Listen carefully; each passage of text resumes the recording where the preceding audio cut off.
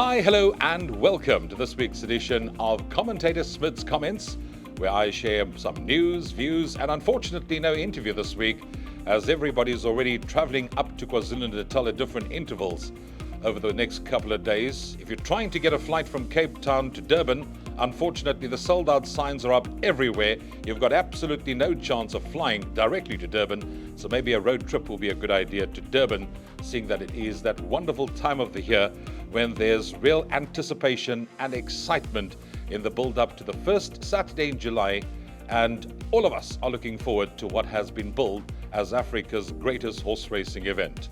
The country's certainly abuzz with Durban July fever, and Hollywoodbets Durban will host a 12-race program with no less than 10 feature races on the card, headed up by the R5 million Hollywoodbets Durban July Grade 1 to be run over 2,200 meters. But that's not all. There's 3 mega tab carryovers, and the layout can be seen on the tab bet menu. In fact, let me just reiterate what you can all look forward to. There's a R2 million carry forward to the Hollywoodbets Durban July Race 7 on the card. It's estimated to get to 10 million. There's a R100,000 pick 3 carry forward on the last 3 races on the card, starting in race 10. That's estimated to get to R500,000. And then, of course, the big one that's got everyone talking and everyone wanting to get involved, the R2 million pick 6 carryover that's estimated to get to 12 million rand. I reckon we're going to surpass that. In fact, betting opens on Tuesday, so you can get those bets on early. The Pick 6 is the races we're going to be concentrating on, and I'm going to share my sentiments and also give you my reasoning about some of the horses that I'm going to be watching very closely in some of those graded races on the day, and possibly even have a flutter on 1 or 2 of them. Race 4 on the card, the first leg of the carry forward Pick 6, is the DStv Gold Vase Grade 3 to be run over 3,000 meters. Now, you can do this one of 2 ways. Go short and know your destiny right from the outset, or try and load up and not go out the first leg, because it does look like there is a banker in the first leg, and I'm talking about Blackthorn from the stable of Sean Terry. Now, there's been lots of anti-post betting support. He's had a good prep run coming into the race. There's absolutely no stamina doubts. He carries 55.5 kilograms. Keegan DeMello retains the ride, and if you look at his form, 2 seconds and a win in his last 3 starts, he certainly looks like the one to beat. If you're looking to cover him, I think you'd probably have to include the likes of Smoke and Hot, Salvatore Mundi, and maybe Crimson King, who's having his 3rd run after a rest. Moving on to race 5, which is the Zulu Kingdom Explorer Gold Slipper Grade 2 to be run over 1,400 meters. And having looked at this, bearing in mind that there are 2-year-olds, they are precocious, and they can improve at different levels within their racing career, I've made this a boat race between number 4, Sweet Pepper, and number 9, Maharani. Both of them come into the race unbeaten. In fact, Sweet Pepper is unbeaten in 3 starts and already a Grade 1 winner. She won the Allen Robertson in her last start, and the manner in which she won that race coming from last certainly tells me she will enjoy the extra. 9, Maharani, is also unbeaten in 4 starts, and the thing about Maharani is that she likes to jump and go handy, so she'll be up there with the pace from the word go, and I reckon these are the 2 more than likely that will fight out the finish of the 5th race on the program. Race 6, on the other hand, is a different ball game. The Durban Golden Horseshoe Grade 2 for 2-year-olds over 1,400 meters, and this race really has a very, very open look about it. In fact, I think you could probably make a case for about 10 horses in this race. Glenn Cotson, for starters, certainly has a very strong hand in the race. He's got number 1, Imposing. Now, despite Imposing still being a maiden, ran in a Grade 1 feature last time out and ran an absolute cracker. Certainly can't be ignored on that performance. Then there's Grinkov, the winner of his last 2 starts. He's on a hat-trick. He looks like he's way above average. And then there's also Cousin Casey, who's having his 3rd run after a rest. He won the Gatecrasher from start to finish, and similar tactics could be adopted here, and he might just say, come and catch me if you can. So Glenn Cotson certainly has a very strong hand in the race. But I don't think it ends there. You've got to include Miss Cool, despite the fact that she's the only filly. She won the Grade 2 Nursery in a penultimate. Then there's also Prophet, who ran in the gold medallion and found all sorts of traffic problems, was favourite on that day and could have finished much closer.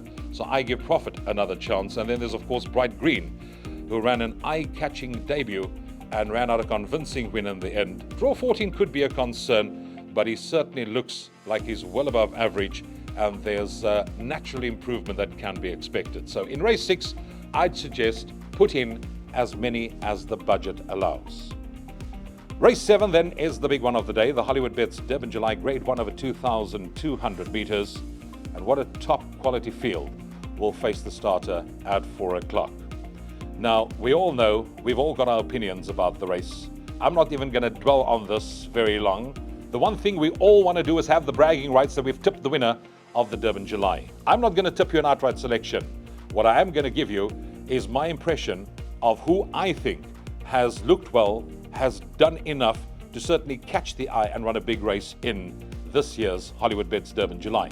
Comedy Ding, I'll start with him. Yes, he's last been seen in Joburg, but 3 weeks ago he had a gallop at Greyville, and then at the official gallops last Thursday, he certainly put up the most stunning performance. In fact, his was the gallop of the day, and he certainly, to me, was the best turned out horse in the race.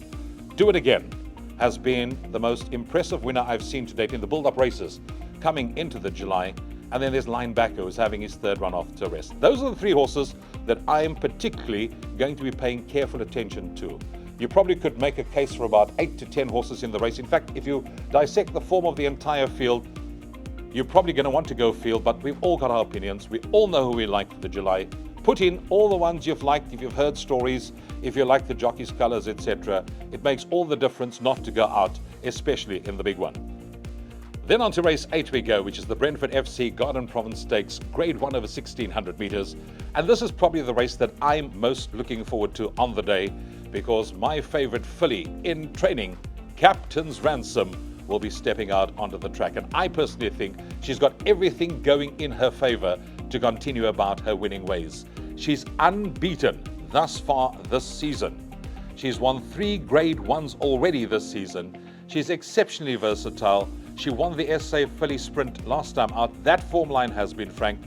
And if you had seen her gallop last Thursday at Greyville, you would have been super impressed. And she certainly did catch the eye. She's got everything going in her favour to be the big banker on the day. On to the 9th and final event we go, which is the Grade 2 Post Merchants over 1,200 metres. And I think this is probably the most competitive race on the programme. As far as I'm concerned, playing a pick 6, I've written F for field, because you can make a case for many of them. For example, Vicky Vaz bounced back to winning ways when fitted with blinkers last time out. Sound of Warning, despite the fact that she's taking on the boys, she ran 3rd in the SA Filly Sprint last time out, so she's certainly in with a chance. There's Socrates, course and distance specialist. If you look at the form, very seldom out of the first 3. Shane Humby's only runner on the day. Then there's also William Robertson. Many people are sort of leaning towards him as their first choice selection. He's on a hat-trick. Zamanga Kamala has retained the ride. He's won and finished 3rd twice in 4 starts at Greyville, so there's plenty to like about his chances. And there's also Bethaldi, who's having his 3rd run off to rest. He was runner-up in the Grade 1 Golden Horseshoe, so he's also got strong claims. You see, there's plenty with chances as far as the last race, the 9th race is concerned, the last leg of the pick 6, so put in as many as the budget allows. All in all, it promises to be a day not to be missed. In fact, make sure you've topped up your Tab 4 Racing account. I find it's the easiest way for one to place a bet from wherever you are and from wherever you're following the racing action. In fact, if you haven't yet, download it or scan the QR code, because all the July news you need, you'll find on the Tab 4 Racing app, from news to videos to tips to educational tutorials to event guide. Everything you want and you need to assist you with form study is there at your fingertips. Don't forget the 3 mega carry forwards on the day.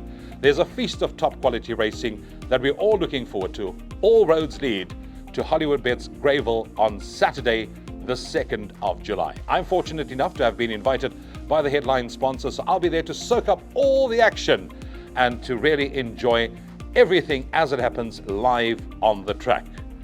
Trust it will be an enjoyable and profitable Durban July race meeting for you. Thanks for joining me. I'm Commentator Smit, and I look forward to seeing you at the races.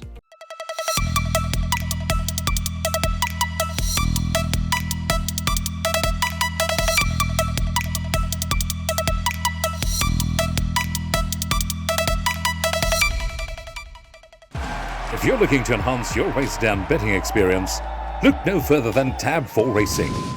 Scan this QR code or go to www.tab4racing.com and get started. To open an account, simply click Register. Fill in your details and you'll receive confirmation of your account number via SMS or email. This is the account number you need to sign in. To deposit funds, you can do an instant online payment or bank transfer. Once you've made the deposit, you can see your available funds in your profile. It's simple and easy to place a bet. Find the venue of the race you want to bet on. Now select the race. Select the bet type and now make your betting selection or the horse you want to back. You can see your betting slip by clicking on the icon at any time. Confirm your bet and you're ready to go. You can also share your bet information with your friends via WhatsApp.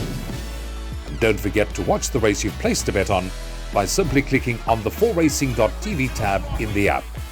Take a bet on Tab, www.tab4racing.com.